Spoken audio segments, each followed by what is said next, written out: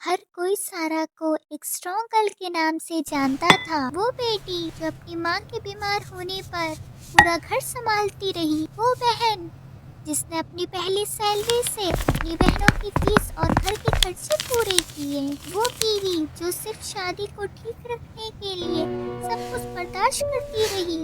और वो बहू जो कभी शिकायत नहीं करती थी, चाहे कितना भी काम क्यों ना हो। लेकिन कोई नहीं जानता था कि सारा को पिछले 3 साल से असली सुकून महसूस ही नहीं हुआ था।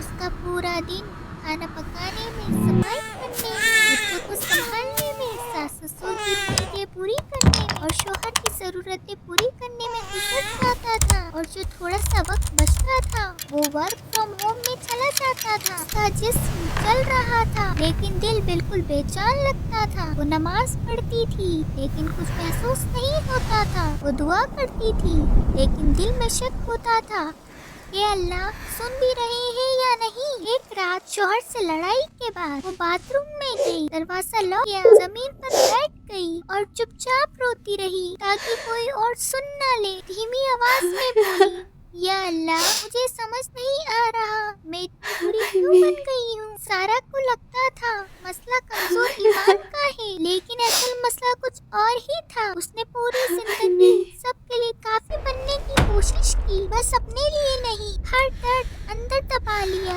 हर बोझ अकेले उठा लिया, हर परेशानी सिर्फ इसलिए सह ली कि लोग ये ना कहें ये नाशुक्री है। एक रात काम देखते हुए उसकी नजर एक इस्लामिक साइकोलॉजिस्ट की पोस्ट पर पड़ी जिसे वो पिछले 2 साल से फॉलो कर रही थी। उस पोस्ट में लिखा था, कभी कभी दिल को ज्यादा दीनी प्रेशर की नहीं, पहले जज्बाती शिफा की जरूरत होती है ताकि वो फितरती तौर पर अल्लाह की तरफ लौट सके। ये पढ़कर सारा रुक सी गई। कई सालों बाद उसने महसूस किया कोई उसे समझ रहा है। उसने जर्नल तुरंत ऑर्डर कर दिया, अगर अब कुछ नहीं किया तो मैं खुद को खो दूंगी।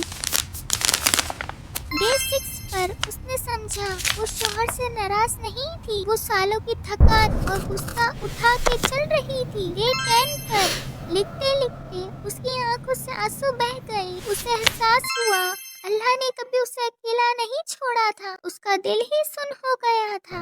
डे 17 पर सना ने तहज्जुद पढ़ी, बहुत अरसे बाद पूरी मौजूदगी के साथ जनरल मिली। मुझे लगता था मुझे ईमान ठीक करना है, अल्लाह ने दिखाया पहले मुझे अपना दिल ठीक करना था। आज भी जिंदगी परफेक्ट नहीं है, मसले हैं, जिम्मेदारियां हैं, रात की नींदें टूटती हैं, लेकिन सारा बदल गई है, उसका दिल बदल गया है। थोड़ा रुक कर खुद से पूछिए, कौन सा दर्द आप अपने दिल में छुपा कर रखे हुए हैं? थकान, गुस्सा, तन्हाई, पछतावा या वो जज्बात जो कोई नहीं देखता। अगर सारा का दिल 30 दिन में बदल सकता है तो आपके दिल के लिए 30 दिन क्या नहीं कर सकते। कभी कभी सिर्फ एक फैसला, एक छोटा सा कदम इंसान को अल्लाह की तरफ वापस ले जाता है। मोरल ऑफ द स्टोरी, कभी कभी मसला कमजोर ईमान का नहीं होता बल्कि थके हुए और जख्मी दिल का होता है। जब इंसान अपने जज्बात को समझकर उन्हें शिफा देता है, सुकून और ईमान दोनों खुद ब खुद वापस आने लगते हैं। हम जनरल क्यों यूज करें?